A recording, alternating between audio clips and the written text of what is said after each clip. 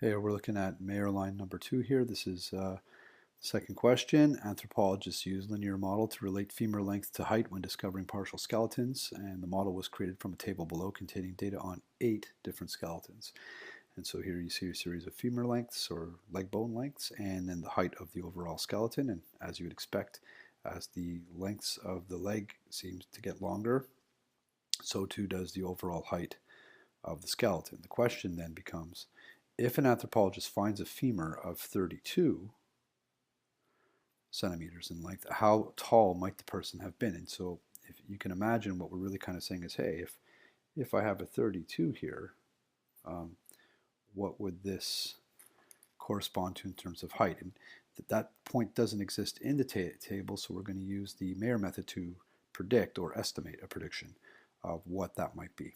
So first step is to divide the data in half. We know there's 8, so cut that in half, top and bottom, 4 each. 1, 2, 3, 4.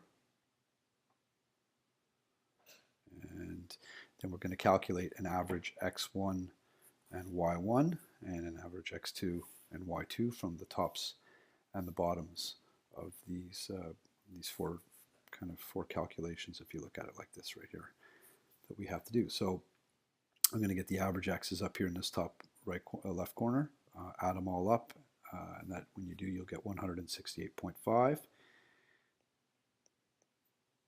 Call that x1. And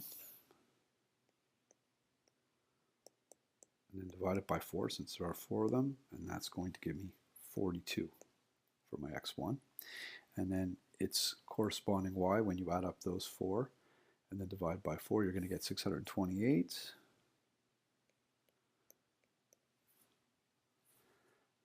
Divided by 4, giving you 157 for your y2. Sorry, your y1. So x1, y1, 42, and 157.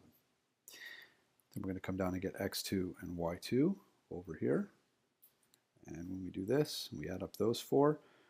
For x2, we're going to get 200. Divided by 4 will give us 50.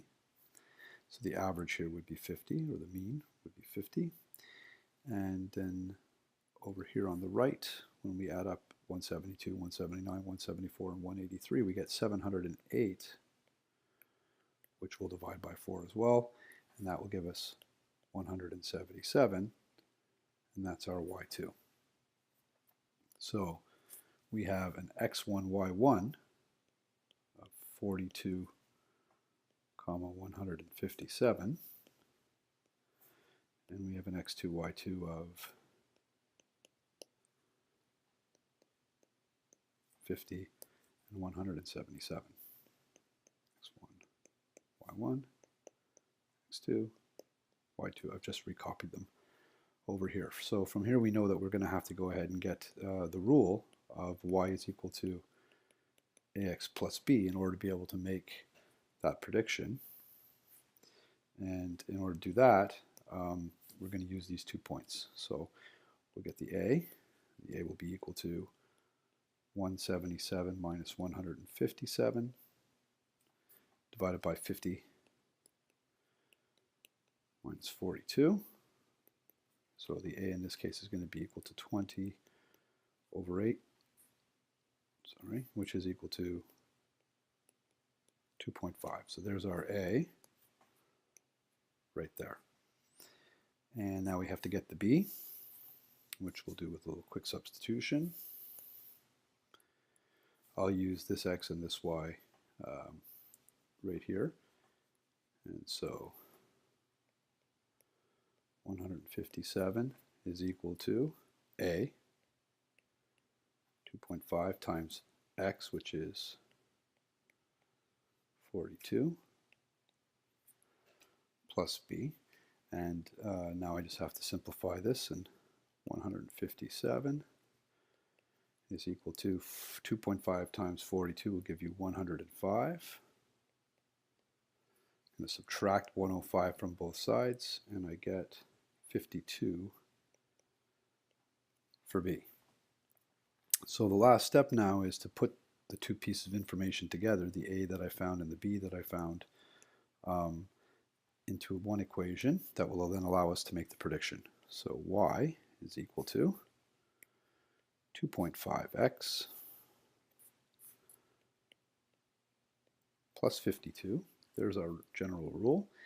And we want to take that 32, which is an x value. It's always good to stop and check to make sure that you're putting it into the right variable, remembering that these are our x's and these are our y's. And so we're being given the femur length, which is the x. So it's going to go right there. And then we'll solve the y from there. So y will be equal to 2.5 times the x value that they gave us, right? That was the 32 sitting right there, plus 52. And so just 2.5 by 32 now is equal to 80 plus 52.